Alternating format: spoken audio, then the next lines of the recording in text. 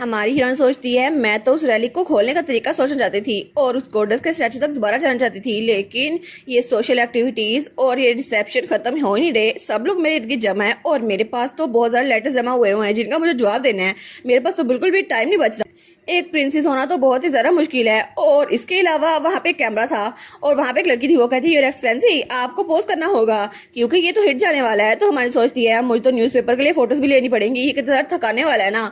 लेकिन वो सोचती है ये फेस्टिवल पीरियड है ना, तो मुझे लगता है कोई रिफ्ट ओपन ही होगा, इसलिए मुझे इतनी ज़्यादा फिक्र करने की जरूरत नहीं है। तो तभी वो कहती है क्या हम साइड पोज चेंज करें, तो वो साइड पोज लेती है। वो कहती है वो आप तो बहुत ज़्यादा खूबसूरत लग रही है प्रिंसेस। तो हमारी ओर सोचती है लेकिन मुझे अपनी तस्वीरें नहीं खिंचवानी थी, मुझे तो कायलो की तस्वीरें लेनी थी ना, वो तो जरा हैंडसम है। और कायलो भी दूर खड़ा उसी को देख रहा था। वो सोचता है वाह प्रिंसेस तो बहुत ज़्यादा प्यारी लग रही है, लेकिन तभी वो मुंह पीछे कर लेता है। वो सोचता है आखिर मैं उनको घूर क्यों रहा हूँ, मैं उनका स्कॉट नाइट हूँ और अगर हर हाइनेस ने नोटिस कर लिया तो उनको बहुत ज़्यादा बुरा लगेगा। लेकिन हमारी हीरोइन ने तो तब शूट खत्म कर लिया था। वो सोचती है मैं तो बहुत ही ज्यादा थक गई हूँ, मेरा दिल तो कर है अभी यहाँ से भाग जाऊं। लेकिन वहाँ पे वो फोटोग्राफर फिर से खड़ी थी। वो कहती है ये तो बहुत ज्यादा ग्रेट था, एक बार फिर से ट्राई करें। तो हमारी कहती है अच्छा ये तो ग्रेट था, लेकिन वो सोचती है मुझे कोई ना कोई एक्सक्यूज बनाना ही होगा। और तब वो कहती है अरे हाँ एक्सक्यूज। और तब वो कहती है रिपोर्टर क्या न्यूज़पेपर का थीम ये होने वाला है कि मेरी लाइफ के बारे में आपको बताना पड़ेगा। तो रिपोर्टर कहती है जी बिल्कुल, आपकी लाइफ के डिफरेंट एस्पेक्ट को हमें दिखाना होगा। तो हमारी कहती है ग्रेट, फिर तो जरा अच्छा है ना। और तब वो कहती है क्या ये अच्छा नहीं होगा कि आप मेरे ब्लैक नाइट के मेंबर के तौर पे मुझे फोटोग्राफ करें, है ना। तो वो कहती है जी। और तब हमें कालो दिखा रहता है। तो वो कहता है क्या लेकिन आपकी फोटोग्राफी होनी थी ना, तो मैं यहाँ पर फोटोग्राफी क्यों करवा रहा हूँ। और तब उसने तलवार पकड़ी हुई थी। तो वो दोनों वहां पर थी। वो कहती है जी बिल्कुल। तब प्रिंसेस कहती है वेल आपको अच्छी एग्जांपल सेट करनी होगी रेफरेंस के लिए। तो फोटोग्राफर कहती है जी बिल्कुल जैसा वो कह रही हैं। तो कालो सोचता है लेकिन प्रिंसेस तो फायर आर्म्स यूज करती है ना, तो वो स्पोर्ट्समैनशिप में इतना इंटरेस्ट क्यों ले रही हैं।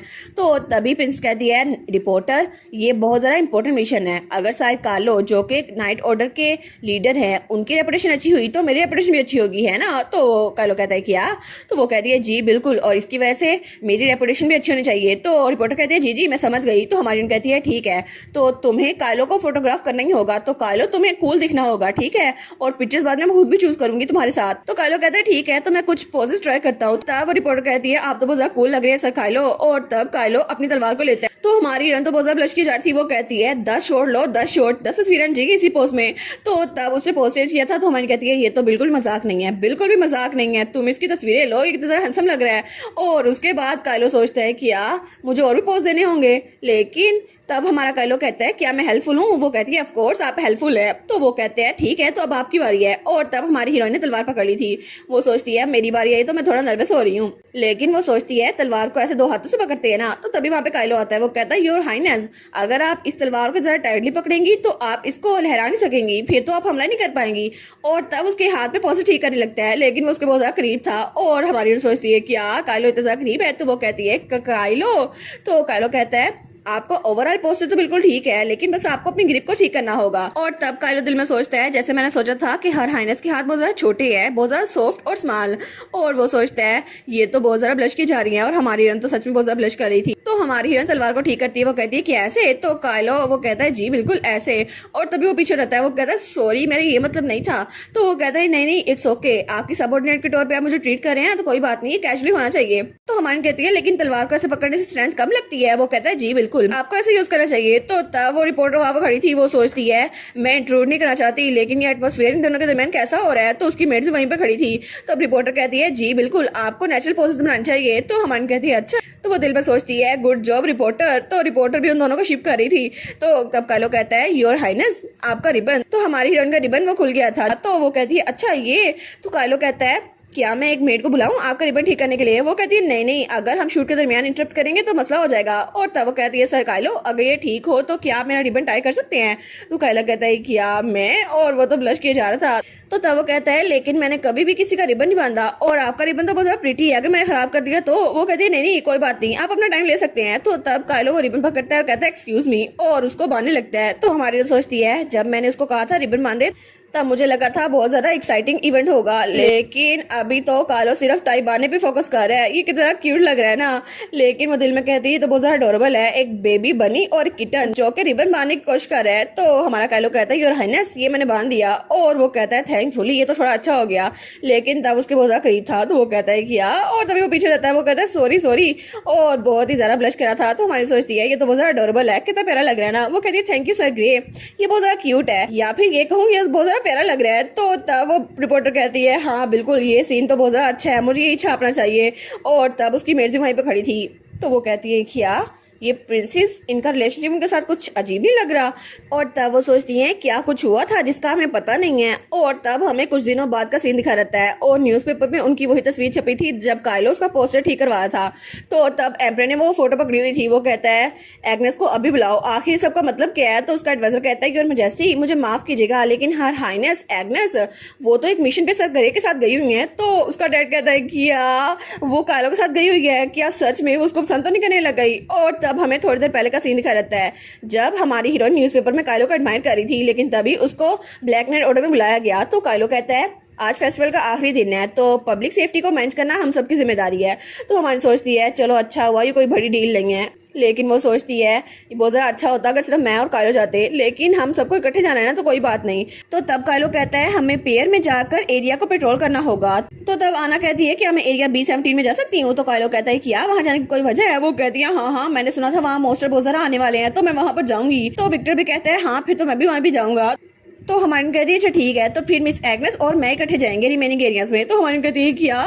तो कालो कहता है क्या कोई मसला है। वो कहती है नहीं नहीं। और वो सोचती है वो सीन वो मोमेंट और जो कुछ मैंने उसके साथ एक्सपीरियंस किया था क्या हम लोग दोबारा से एक्सपीरियंस करने वाले हैं। वो कहती है नहीं नहीं कोई मसला नहीं है। और वो दिल में सोचती है मैं कालो के साथ पेट्रोल करूंगी, ये तो बड़ा अच्छा होगा ना। तो कालो कहता है अच्छा ठीक है, तो क्या हम लोग बाहर चले। तो हमारी कहती है जी बिल्कुल। और तब वो तो बहुत ज़्यादा खुश हो गई थी। वो कहती है जी हमें वहाँ जाना चाहिए और इस एरिया को पेट्रोल करना चाहिए, क्योंकि मैं तो कालो के साथ अलग से रहने वाली हूँ ना। और तब वो लोग बाजार में आ गए थे। वो सोचती है हमें तो पब्लिक सेफ्टी के लिए यहाँ बुलाया गया है, तो ये तो बहुत ज़्यादा अच्छा लग रहा है, लेकिन यहाँ पे कोई भी मसला नहीं हो रहा।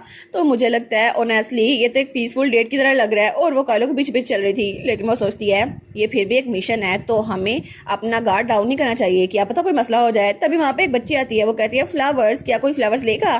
तो हमारी कहती है क्या। तो वो बच्ची कहती है आप एक फ्लावर लेंगी। और वो तो बहुत ज़्यादा प्यारी लग रही थी और उसके पास बास्केट पड़ी हुई थी फ्लावर्स की।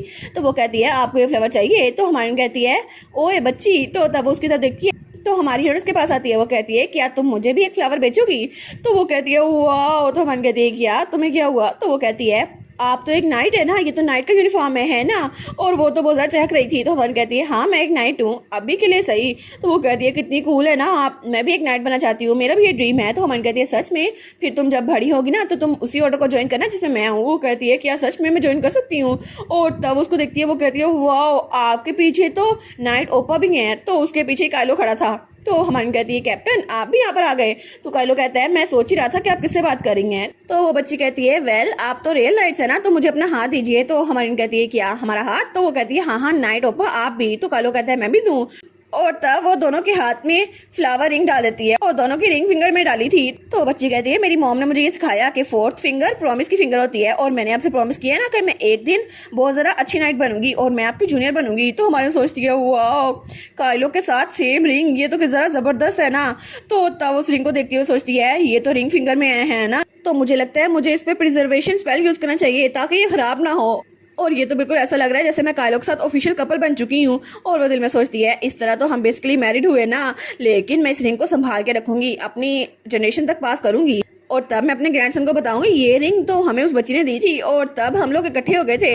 लेकिन मेरा ग्रैंडसन कहेगा ग्रैंड माँ बस कर दे। और वो तो बहुत आगे तक चली गई थी। वो कहती है इसको तो मैं जनरेशन तक चलाऊंगी, ये रिंग इतनी ज़रा प्यारी है। तभी वो बच्ची वहाँ जाने लगती है। वो कहती है ठीक है मैं चलती हूँ। तो हमारी कहती है हाँ जाओ लिटिल क्यूपिड।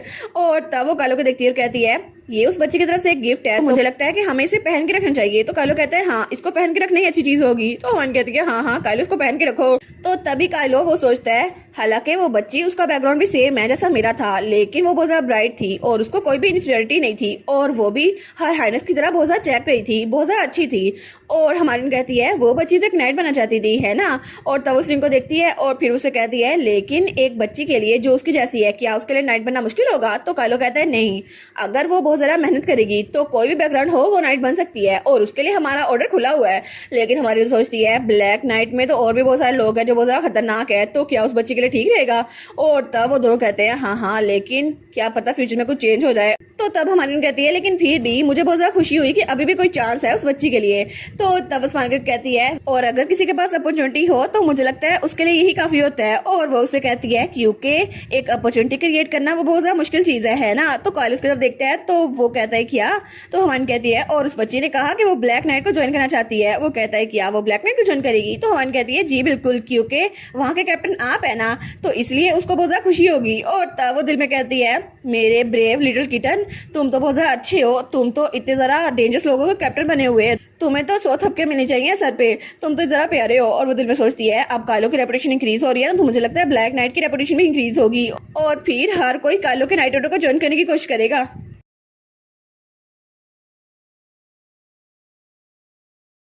और इसी के साथ ये वाला पार्ट यहीं पर ख़त्म। तो आप लोग बताइएगा आप लोग को ये पार्ट कैसा लगा, और वीडियो को लाइक और चैनल को सब्सक्राइब लाजमी कीजिएगा। बाकी वीडियोस का लिंक भी स्क्रीन पर नज़र आ रहा होगा, तो काइंडली उनको भी चेकआउट कर ले। और thank you so much for watching my videos. Stay safe, bye bye.